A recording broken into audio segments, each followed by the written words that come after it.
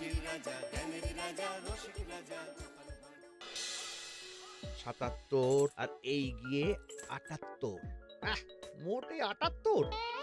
এর চেয়ে বেশি তো নবাবের দেহরক্ষীর কাছে থাকে। দূর দূর দূর দূর। অনেকদিন মহারাজকে হাত করে মোহর নেওয়া হয়নি, কিছু একটা করতেই হবে।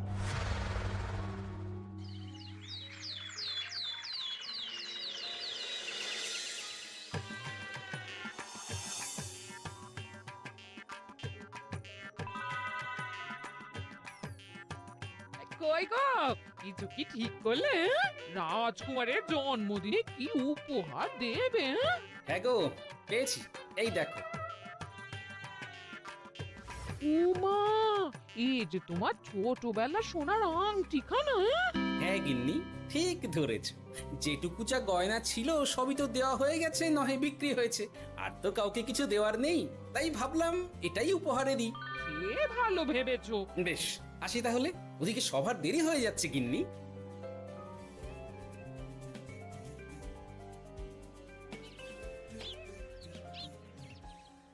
আচ্ছা শোনো, একটা কথা বলতে ভুলে গেছিলাম, আজ একটু তাড়াতাড়ি বাড়ি এসো। শাড়িওয়ালাকে আসতে বলেছি দুপুরে। আবার শাড়িওয়ালা কেন? আরে তুমি ভুলে গেলে, সামনে আমার বোনদির বিয়ে, তার জন্য নতুন শাড়ি লাগবে না গো। একমাত্র বড় মাসির মেয়ে বলে কথা। বুঝলাম, তো ওই একটা শাড়ির জন্য আবার আমাকে থাকতে হবে? 3টে শাড়ি উপহারের পাশাপাশি আমারও একটা শাড়ি চাই। হ্যাঁ আচ্ছা, তুমি নতুন শাড়ি নিয়ে কি করবে বলো তো? বিয়েটা তো তোমার বংশীর। বলি, সারাটা জীবন তো এই এক কাপড়ই কাটিয়ে দিলাম, কি দিয়েছো তুমি আমায়? কেন, এই নিজেকে? আমার মতো স্বামী আর কোথাও পাবে? ও সব মন ভুলানো কথায় আর চিড়ে ভিজবে না, তাড়াতাড়ি আসবে বলে দিলাম। হ্যাঁ অগত্যা।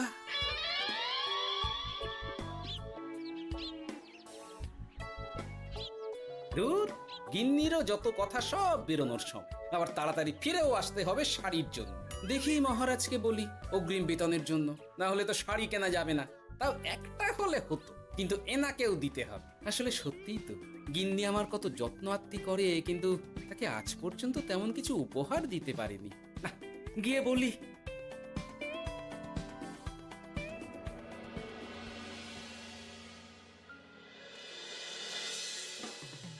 রাজকুমারের জন্মদিন উপলক্ষে যে আপনারা এত উপহার এনেছেন তার জন্য অনেক ধন্যবাদ। আপনাদের সকলের আশীর্বাদ ও ভালোবাসা আমি রাজকুমারের কাছে পৌঁছে দেব। এ আর এমন কি মহারাজ, জানেনই তো রাজকুমার আমাদের সকলের কাছে কত প্রিয়। ঠিক ঠিক। কিন্তু আমি অবাক হচ্ছি আপনার প্রিয় গোপাল জন্মদিন ভুলে গেছে দেখে। এখনো পর্যন্ত তার কোনো পাত্তাই নেই। হ্যাঁ তাই তো, গোপাল আসেনি কেন? এসে গেছি মহারাজ। তা বলি, এসে তো উদ্ধার করে দিয়েছো। আজ রাজকুমারের জন্মদিন, সে কথা কি মাথায় আছে? ক্ষমা করবেন মহারাজ, আসলে ওই রাজকুমারের উপহার আর গিন্নির আবদার এসবের জন্যই আমার দেরি হয়ে গেল আর কি। এই নিন রানীমা, আমার তরফ থেকে রাজকুমারের জন্য ছোট্ট উপহার। অনেক অনেক ধন্যবাদ গোপাল। তবে মহারাজ, আমারও একটা অনুরোধ ছিল। কি? আমাকে যদি অগ্রিম বেতন হিসাবে কিছু মোহর দেন, তাই নিয়ে আমাকে একটু তাড়াতাড়ি বাড়ি ফিরতে হবে। উনি বলবেন আর ওনাকে দিতে হবে, মামা বাড়ির আবদার। যেটা জানেন না তার মাঝে এত কথা বলেন কেন? হ্যাঁ, আসলে মহারাজ, আমার গিন্নির বোনের মেয়ের বিয়ে সামনে, তাই গিন্নি আবদার করেছে ওই নতুন শাড়ি কেনার জন্য। জানেনই তো বিয়ে বাড়ির কত খরচা, তাই। এ তো খুব ভালো কথা, কিন্তু অগ্রিম বেতন কেন? এমন একটা ভালো খবর দিলে আমার তরফ থেকে তোমার জন্য কিছু মোহর উপহার। এই না। ধন্য মা আপনি, আপনার মতো মা থাকতে সত্যি ছেলের কোনো চিন্তা থাকে না রানীমা। ইস, বেটা আবার সুযোগ বুঝে মোহর পেল। কেন যে আমার এমন হয় না। এবার তাহলে আসি মহারাজ, গিন্নি ওদিকে অপেক্ষা করছে। হ্যাঁ হ্যাঁ, যাও যাও, আজ তাহলে সভা এখানেই শেষ করলাম। মহারাজ, আপনার সাথে আমার একান্তে কিছু কথা আছে। আমি অন্দরমহলে গেলাম। রানীমার আবার হঠাৎ কি হলো, ব্যাপারটা দেখতে হচ্ছে।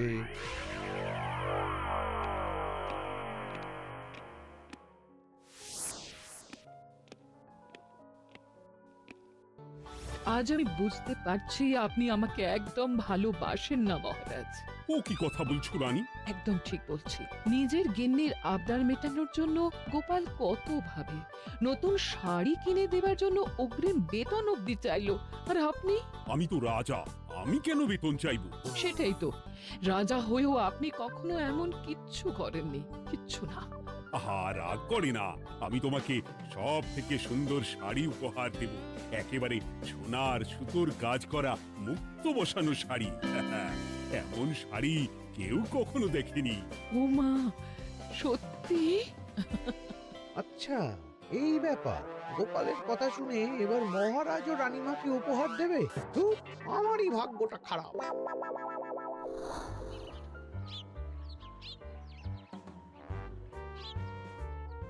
হাজার চেষ্টা করেও গোপালকে আটকানো যায় না। দূর দূর দূর, আমি যা চেয়েছিলাম তা ওই গোপাল পেয়ে গেল। ও কি গো, তুমি কার সাথে কথা বলছো? দুর্ভাগ্যর সাথে। কি সব অলক্ষণে কথা? কি হয়েছে? কি আর হবে, সবই তো তোমার দোষ। আমার দোষ? হ্যাঁ, তুমি আমার কাছে বায়না করো না কেন কিছু? তুমি বায়না করনি বলেই আজ আমি রানীমার কাছ থেকে মোহর পেলাম না, কিন্তু গোপাল পেয়ে গেল। এবার বুঝলাম। ঠিক আছে, এখন তাহলে বায়না করছি, তুমি কাল গিয়ে সেটা রানীমাকে জানাবে, ঠিক আছে? হ্যাঁ, করো করো করো, বায়না করো, বায়না করো। কি চাই, কি চাই, কি চাই? পেয়েছি। তুমি রানীমাকে গিয়ে বলবে যে আমার একটা সোনার হার চাই। এই না হলে আমার বউ। দারুণ চাল চেলেছো।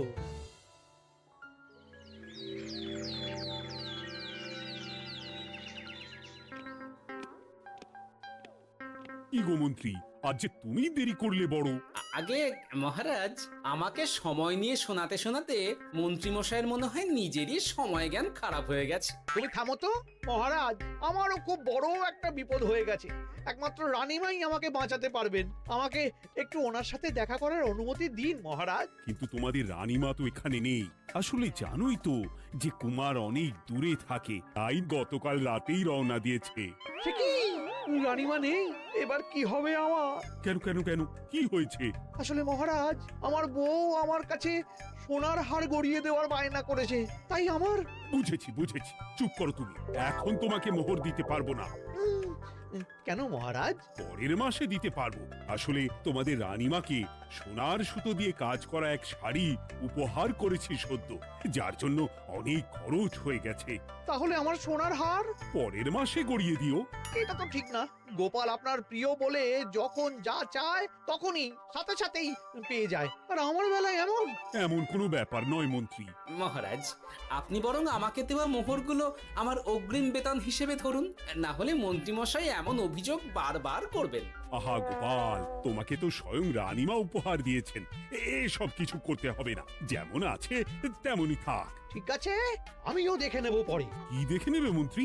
না না, ও কিছু না মহারাজ, পরেই দেখে হার গড়ানোর কথা বলছি। না, মন্ত্রীর হাবভাব মোটেই ঠিক ভালো লাগছে না। বেটা মনে মনে নিশ্চয়ই কোনো ফন্দি আসছে আমার বিরুদ্ধে। কিছু একটা করতেই হবে। গোপালের ওই মোহর উপহার পাওয়াটা আমি কিছুতেই মেনে নিতে পারছি না। একটু মাথা খাটাই, একটু মাথা খাটাই। উপায় পেয়েছি। আমাকে এখনই নবাবের কাছে গিয়ে মহারাজের নামে বলতে হবে।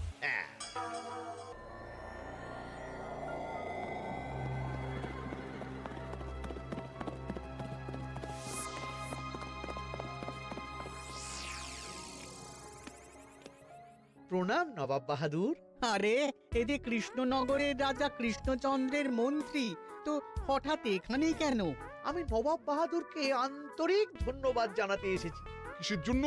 এই যে আমরা খুব খুশি রাজা কৃষ্ণচন্দ্রের মতো একজন শক্তিশালী রাজা পেয়ে। শুধু সামরিক বলেই নয়, আর্থিক, সামাজিক, রাজনৈতিক সব দিক থেকে। আর এটা সম্ভব হয়েছে আপনার মতো একজন নবাবের মহারাজের ওপর কৃপা দৃষ্টির জন্য। বলতেটা কি চাইছো তুমি? তেমন কিছুই না। আপনার গুণগান করছি। নইলে আপনিই বলুন না, আমাদের মহারাজ কখনো সোনার সুতোয় বোনা মুক্তোর কাজ করা শাড়ি কিনে রানীমাকে উপহার দিতে পারে? কি সোনার শাড়ি? হ্যাঁ, এমন দামি শাড়ি যা হয়তো নবাবের কাছেও নেই। ঠিক আছে ঠিক আছে, তুমি এখন আসতে পারো। আর শোনো, আমি তোমাদের রাজ্য পরিদর্শনের জন্য লোক পাঠাবো।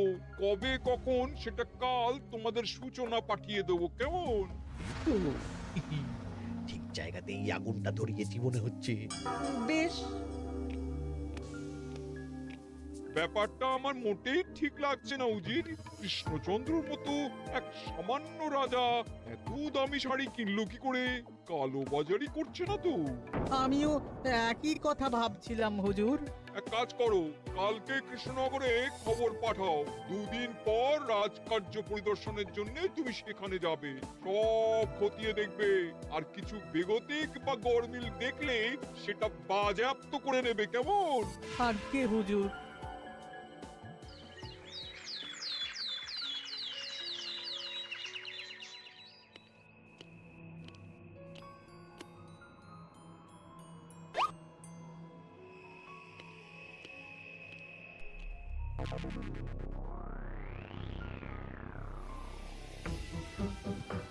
কি হয়েছে মহারাজ? কার চিঠি? নবাবের রাজকার্য পরিদর্শনের জন্য লোক পাঠাবে 2 দিন পর। এতে চিন্তার কি আছে মহারাজ? চিন্তার বিষয় আছে। নবাব আমার রাজকোষের হিসাবও মিলিয়ে দেখতে চায়। কোনো একটা ভাবে নবাবের কানে আমার সোনার শাড়ি কেনার কথাটা চলে গেছে, তাই সন্দেহ করছে। সে কি কাণ্ড! নবাবকে তো চিনি, ভুল ধরার কোনো সুযোগ ছাড়বে না। আর চিঠিতে পরিষ্কার লিখে দিয়েছে, হিসেবের একটু এদিক ওদিক হলেই সে সব বাজেয়াপ্ত করে নেবে। হায় কপাল, এ সব হয়েছে গোপালের জন্য। অমনি শুরু করে দিলেন। আচ্ছা, আমি আবার কি করেছি বলুন তো? তুমিই তো করেছো। সেদিন যদি তুমি তোমার গিন্নির শাড়ি কেনার কথাটা রানীমার কানে না তুলতে, তাহলে রানীমাও মহারাজের কাছে শাড়ির জন্য বায়না করতেন না, মহারাজও সোনার শাড়ি কিনতেন না, আর নবাবও জানতে পারতেন না। একদম ঠিক কথা বলেছ মন্ত্রী, সব দোষ তোমার গোপাল। মহারাজ, আপনি এমন বলছেন? হ্যাঁ বলছি, কারণ এটাই হয়েছে। দুশ্চিন্তায় এখন মাথা খারাপ হয়ে যাচ্ছে আমার। আমি জানি না তোমার জন্য আজ অব্দি এমন বিপদে কবে পড়েছি। এবার তোমাকেই এখান থেকে বেরোনোর উপায় বের করতে হবে। আর যদি তা না করতে পারো, তাহলে আজ পর্যন্ত তোমাকে যত মোহর উপহার দেওয়া হয়েছে সেই সব উপহারের মোহর ফেরত দিতে হবে।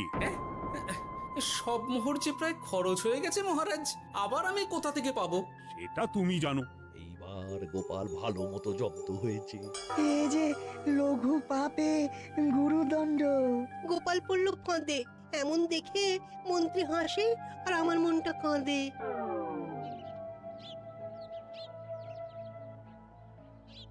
এখানে বসে কি করছো গো গিন্নি? এসে পড়েছো? ও মা, তোমার মুখটা এমন শুকনো দেখাচ্ছে কেন?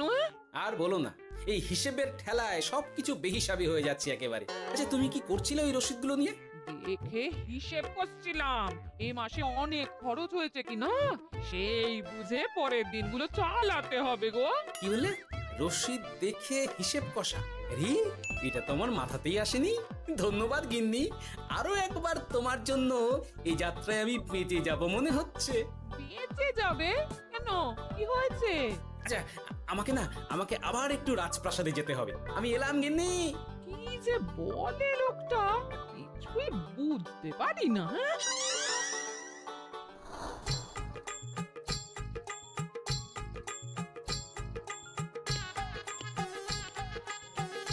আসতে পারি মহারাজ?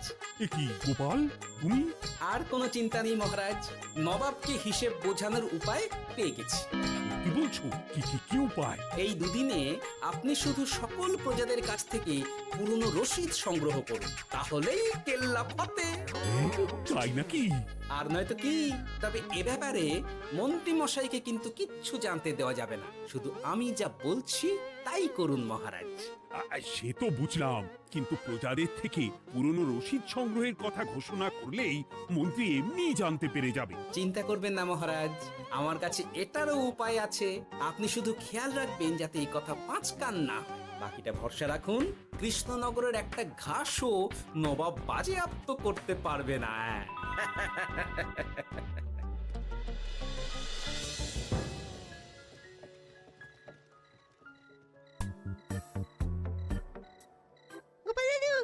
এসে চলে এসেছি।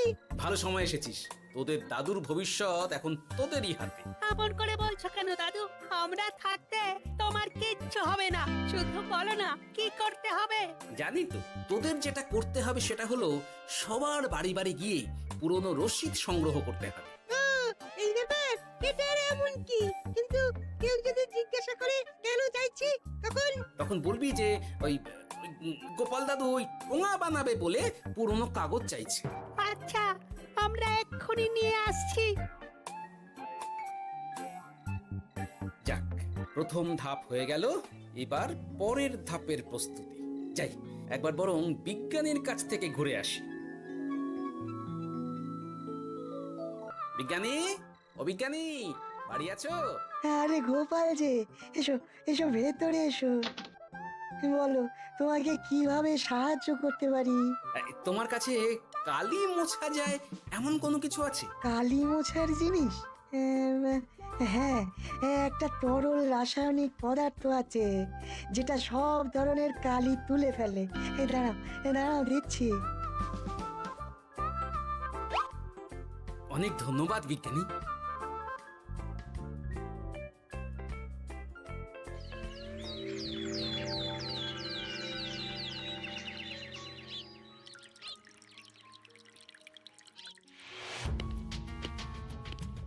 আসুন আসুন, আপনার জন্যই তো অপেক্ষা করছিলাম। তাই নাকি? এতটা পথ উনি এসেছেন, আগে ওনার জন্য শরবত ও মিষ্টির ব্যবস্থা করি। এই যে মহারাজ, আমি জল মিষ্টির ব্যবস্থা করে এনেছি, এটাও সাথে নিন। এটা কি? কেন, হিসেব ভোলা ময়রা পাঠিয়েছে এই মিষ্টি ও শরবতের দাম। এর মধ্যে এই কাজের সাথে যুক্ত ভোলা ময়রা আর তার পরিচারকের পারিশ্রমিকও যুক্ত আছে। হ্যাঁ, আসলে আমাদের মহারাজ তো প্রতিদিনের খরচ খুব হিসেব করে চলেন, তাই। ও, আমি একটু বসবো? নিশ্চয়ই, ওই তো ওদিকে বসার জায়গা। আপনি কি হাওয়া খাবেন উজির সাহেব? তাহলে রশিদে ওটাও যুক্ত করব। মশকরা হচ্ছে? আহা, রেগে যাচ্ছেন কেন? আপনার সাথে মশকরা করার মতো স্পর্ধা আমার নেই উজির সাহেব। আসলে মাসের শেষ তো, তাই একটু বেশি হিসেবে চলতে হচ্ছে আর কি। আমাকে হিসেব দেখাচ্ছ? আর রাজা কৃষ্ণচন্দ্র যে সোনার সুতোয় বোনা শাড়ি কিনতে পারলো, সেটার হিসেব কোথায়? একটা সামান্য রাজা এত অর্থ পায় কোথা থেকে? এ আবার কেমন কথা? মহারাজ যা কিনেছেন সেটা তো তার জমানো অর্থ দিয়েই কেনা। আমি বিপথে কোনো কাজ করি না। সেটা তো রাজকোষের হিসেব দেখলেই বোঝা যাবে। শুনে রাখো গোপাল, একটুও যদি হিসেব এদিক ওদিক দেখি না, তাহলে সব বাজেয়াপ্ত করে দেব। কোনো চালাকি নয়, কোনো চালাকি নয়। বেশ, তবে করুন হিসেব। আমাদের কাছে কিন্তু সব কিছুর রসিদ আছে। কই গো, আনো সব, আনো আনো।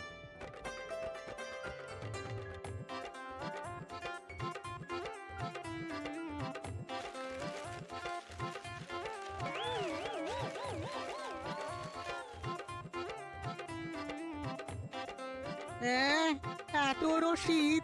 আপনি বরং নিশ্চিন্তে হিসেব কষে নিন, আমরা আসি।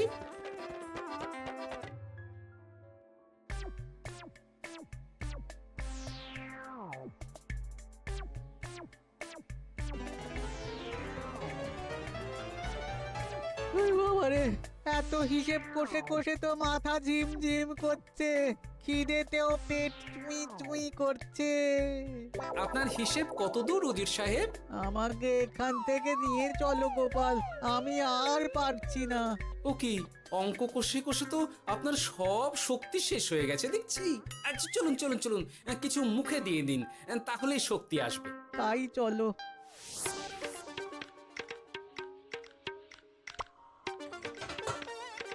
নিন, এটা হলো দুপুরের খাবার, আনাজ মশলা, এমনকি রান্নার ঠাকুরেরও পারিশ্রমিকের হিসেব। এবার আমি পাগল হয়ে যাব। আমি আর কোনো হিসেব দেখতে চাই না। সব সময় কি আর হিসেব নিয়ে চলা যায় নাকি? কি আর করা যাবে বলুন?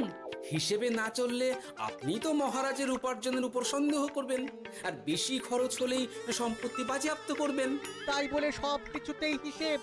কোনো একদিকে বেশি খরচ হলে বাকি দিকগুলো এভাবেই কম করে চলতে হয়। কি ঠিক বলিনি? আমি আমার ভুল বুঝতে পেরেছি গোপাল, এবার আমাকে রেহাই দাও। আসলে তোমাদের মন্ত্রী নবাবের কাছে গিয়ে তোমাদের রাজা নামে উস্কেছে। কি মন্ত্রী? এই রে খেয়েছে, আর পালাতে হবে দেখছি। ঠিক জানতাম মোহরের জন্যই এত কিছু। তাই তো নবাব এমন করেছেন। বেশ, এবার আমি ফিরে গিয়ে নবাবকে সব জানিয়ে দিচ্ছি।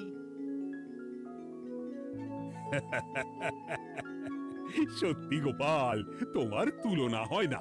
আর মন্ত্রী, আগে মহারাজ, তুমি যা করেছো তার কোনো ক্ষমা নেই। তোমার জন্যই আমার এত হয়রানি হয়েছে।